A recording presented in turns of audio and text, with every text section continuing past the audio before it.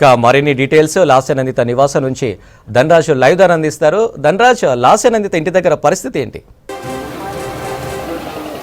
Anil, cantonment MLA అయినటువంటి లాస్యనందిత మృతితోటి ఒక్కసారిగా ఇంటి దగ్గర విషాద ఛాయలు అలుముకున్నాయి. పార్టీ శ్రేణులు, అభిమానులు అంతా కూడా ఒక్కొక్కరుగా ఇంటికి చేరుకుంటున్నారు. మరికొద్ది సేపట్లో పటాన్చెరు నుంచి కూడా గాంధీ హాస్పిటల్లో ఆమె మృతదేహాన్ని తీసుకొచ్చి పోస్ట్ మార్టం తర్వాత ఇక్కడికి ఇంటి దగ్గరికి తీసుకురానున్నారు. ఈ క్రమంలోనే ఆమెను చివరి చూపుగా చూసేందుకు గాను ఇటు పార్టీ శ్రేణులతో పాటుగాను అభిమానులు, కుటుంబ సభ్యులంతా కూడా ఒక్కొక్కరు ఇంటికి చేరుకుంటున్నటువంటి పరిస్థితి కనబడుతుంది. ఈ క్రమంలోనే ఇంటి వద్ద విషాద ఛాయలు అలుముకున్నాయి. అదేవిధంగా కుటుంబ సభ్యులంతా కూడా చాలా వరకు కన్నీరు మున్నీరుగా విలపిస్తున్నారు. మరికొద్ది సేపట్లో కూడా ఈ ఇంటి దగ్గరికి అంటే సీఎం రేవంత్ రెడ్డి కుటుంబ సభ్యులను పరామర్శించనున్నారు. మరోవైపున కూడా బీఆర్ఎస్ పార్టీ శ్రేణులు, వివిధ పార్టీ వర్గాలు, నాయకులంతా కూడా ఇంటికి చేరుకొని ఆమెకు నివాళులర్పించనున్నారు. ఈ క్రమంలోనే ఓవైపున అధికార యంత్రాంగం అంతా కూడా పూర్తి ఏర్పాట్లను కొనసాగిస్తుంది. మరోవైపున రోడ్ మ్యాప్ అంతా కూడా ఇప్పటికే పూర్తయింది. పోలీసులు అందరూ కూడా ఈ కంటోన్మెంటు అదేవిధంగా అంటే పటాన్చెరు నుంచి ఆమె మృతదేహాన్ని తీసుకొచ్చి గాంధీ హాస్పిటల్లో పోస్ట్ మార్టం పూర్తయిన తర్వాత ఇంటికి తీసుకొస్తారు. ఇంటి తర్వాత అంత్యక్రియలకు సంబంధించినటువంటి ఏర్పాట్లు కుటుంబ సభ్యులతోటి మాట్లాడి ఆ తర్వాత ప్రొసీడింగ్స్ కొనసాగించేందుకు ఇప్పటికే అధికార యంత్రాంగం అంతా ఏర్పాట్లను కొనసాగిస్తుంది. మొత్తం ఎక్కడ చూసినా కూడా పార్టీ శ్రేణులు, అభిమానులు అంతా ఈ విషాదాంత వార్తను చాలా వరకు జీర్ణించుకోలేనటువంటి పరిస్థితి ఉందని చెప్పచ్చు. లాస్యనందిత చాలా చిన్న వయసులోనే రాజకీయంలో ఉన్నత భవిష్యత్తుకు వెళ్తుందని ఊహించారు. కానీ ఇలా రోడ్డు ప్రమాదంలో అకాల మరణంతో చాలా ఈ వార్తను ఎవరు కూడా జీర్ణించుకోలేనటువంటి సిచ్యువేషన్ అని చెప్తున్నారు. ఒకసారి మనం ఆమె ఇంట్లో ఉన్నటువంటి కుటుంబ సభ్యులు కావచ్చు, పార్టీ శ్రేణులు కావచ్చు, వారిని ఒకసారి మాట్లాడించే ప్రయత్నం చేస్తాం. ఇక చూస్తున్నాం మనం కుటుంబ సభ్యులంతా కూడా ఒక్కొక్కరుగా చాలా వరకు ఈ వార్తని ఎవరూ జీర్ణించుకోలేమని చెప్తున్నటువంటి సిచ్యువేషన్ ఉంది. ఈ మొత్తం అంటే లాస్యనందిత ఈ మృతిని మీరు దీన్ని అంటే ఎట్లా అంటే ఈ విషాదాంతాన్ని ఎలా జీర్ణించుకోలేకపోతున్నారు? అదేవిధంగా ఈ ప్రమాదం పట్ల అంటే మీరు దగ్గరగా చూశానని చెప్తున్నారు, అంత తెలుసుకుంటున్నారు. ఈ ప్రమాదానికి గల కారణాలు ఏమై ఉంటాయి అంటున్నారు సార్? ఇప్పుడు ఆయన పోయి 1 ఇయర్ అవుతుంటే ఇక 3 డేస్ క్రితమే మా ఈ జరిగింది. 1 ఇయర్ది అసర్మరీ అయింది.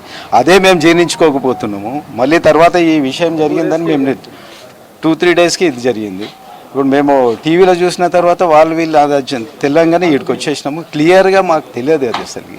అక్కడ చూసిందే మనం చెప్పినాం. ఇక్కడికి వచ్చినాక ఒకరికొకరు పరామర్శించుకుంటా అడుగుతుంటే ఎట్లా జరిగిందని ఇది విషయం మనం చూస్తున్నాం. లాస్యనందిత అంటే రాజకీయ రంగంలో తొలి గురువు కూడా తన తండ్రి సాయాన్నే కావడం, అదేవిధంగా చిన్న వయసులోనే లాస్యనందిత ఈ కంటోన్మెంట్ నుంచి ఎంపిక కావడం చాలా వరకు పార్టీ శ్రేణుల్లో చాలా ఎంతో ఉత్సాహాన్ని నింపింది. కానీ ఆమె వరుసగా చూసినట్టయితే ఈ మధ్య కాలంలో నల్గొండలో కారు ప్రమాదంలో బయటపడ్డప్పటికీ, మరో ప్రమాదం లిఫ్ట్ నుంచి బయటపడ్డప్పటికీ, ఇప్పుడు పటాన్చెరులో ఈ రైలింగ్కు ఢీ కొట్టి ఆమె చివరిగా తుదిశ్వాస విడిచింది. ఇలాంటి పరిణామాలను ఆమె వెంటాడాయి. మొత్తం మీద అంటే కుటుంబ సభ్యులు అంటే ఆమె ఏ కార్యక్రమానికి వెళ్ళింది, తిరిగి ఎన్ని గంటలకు అక్కడ మీకు అంటే ఆ స్పాట్లో మరణించిందనే వార్త వచ్చింది? ఆ విషయం మనము టీవీలో చూసే కానీ క్లియర్గా మాత్రం మనకేం తెలియదండి. అది ఇక్కడ టీవీలో చూసిన తర్వాత ఇట్లా జరిగింది అని అనుకుంటేనే ఇంటికి పరిగెట్టుకుంటే అందరం కార్యకర్తలం కానీ అందరము పార్టీ వాళ్ళని అందరం కలిసి ఇక్కడ వచ్చినాక ఇక్కడనే ఇప్పుడే తెలుస్తుంది అన్ని విషయాలు. క్లియర్గా మాకు ఎవరికి తెలియదు. అక్కడ జరిగిందనేటి జరిగినాక తెలిసింది, కానీ ఇప్పుడు జరిగిపోయేది మనకేం తెలియదు. అది అంటే ఆమె సదాశివపేటలో ఒక కార్యక్రమానికి వెళ్ళి తిరిగి వస్తున్నటువంటి క్రమంలోనే ముందర ఉన్నటువంటి ఒక లారీని తప్పించబోయి ఆ తర్వాత రైలింగ్కు ఢీ కొట్టిందనేది స్పాట్లో పోలీస్ వర్గాలు చెప్తున్నారు. విషయం అస్సలు మాకు క్లియర్గా ఏం తెలియదండి, ఎవరికి తెలియదు. ఇక్కడ క్లియర్గా ఎవరో చెప్తుంటేనే ఎవరో అంటుంటేనే విన్నాను, కానీ మీకే తెలియాలి ఇంకా ఎక్కువ. మొత్తం మీద చూసినట్టయితే ఇలాంటి మరణ వార్త ఒకసారిగా స్పాట్లో ఉన్నటువంటి పోలీసులు కానీ వివిధ మీడియా వర్గాల నుంచి మాత్రమే తెలిసింది.